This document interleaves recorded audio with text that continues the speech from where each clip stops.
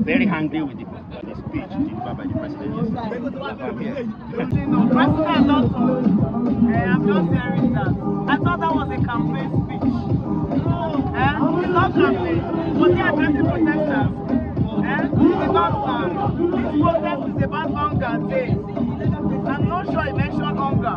If anybody can point out where the president mentioned hunger in his whole speech, then I will know he was talking to us. So till now, I'm not sure that the president has addressed us. Maybe that one has section, that one has money section, maybe in this section. You know, people were hopefully looking forward to the speech from their president that would affect protesters across the country. People are angry on the street. People are hungry. This sport symbolizes hunger. We are suffering, we are hungry. Hunger day. Tinubu, hunger day. I don't care my boss come outside, nothing there inside. Hunger day. And this part, my costume you're seeing, is to let you know that I'm very, very angry. I'm not happy, I don't get joy. I'm a madman. I'm not happy anymore. That's why they're on the street. You know, regardless of whatever you think you are doing, if people don't feel the impact, then you're not doing anything. And that was the expectation yesterday. So I was expecting the president to speak to the specific demands of protesters nationwide, and the president failed to do so. Rather, he was advertising himself, and he was talking as though he was addressing his APC members and his own administration. That was very unfortunate. The president said we should come dialogue. Don't you think it would have been better to have a dialogue about this protest? The notice of this protest had been on for at least 3 weeks. The energy and effort channeled into sponsoring traditional rulers, dogs, guru, and all that to, you know, prevent people from exercising their fundamental rights. Should have been channeled into that dialogue. The dialogue ought to have taken place.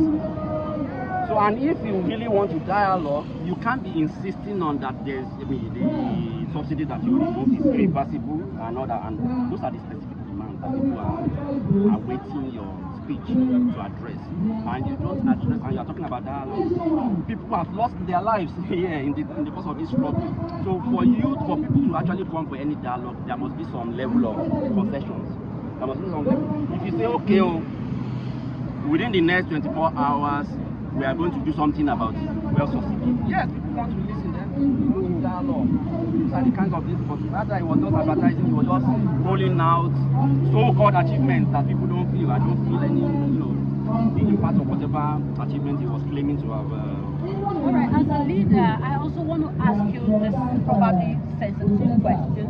Do you really think the president should be held responsible in terms of bad governance as being quoted, or we should come to the grassroots, talking about the governor, talking about our communities and the like? The president is the #1 citizen of Nigeria, the chief executive and commander-in-chief of armed forces of the Federal Republic of Nigeria. So he's #1 respondent to all the problems in Nigeria. He's not the only one that should be held responsible. The governors should be held responsible. The ministers, we don't care about them because the president is who we elected. So the president is who is accountable to us, not the ministers. The senators are accountable to us because we elected them. This is democracy. And another problem with our system is that we are not practicing true federalism. We are practicing true federalism. Everybody will go to his or our local government chairman and hold them accountable. But they've centralized government in Nigeria. That's what makes it work. Stop on his table. So he is #1 respondent to all these crises. To all Nigerians who are protesting peacefully, please remain peaceful. Don't vandalize, don't loot, don't be violent, don't attack anybody, don't attack the security agencies. Go about your protest peacefully. Your voice will be heard.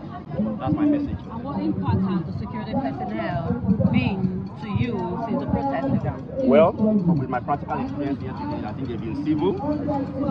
With what we've seen on TV is scary in Kano, in other places.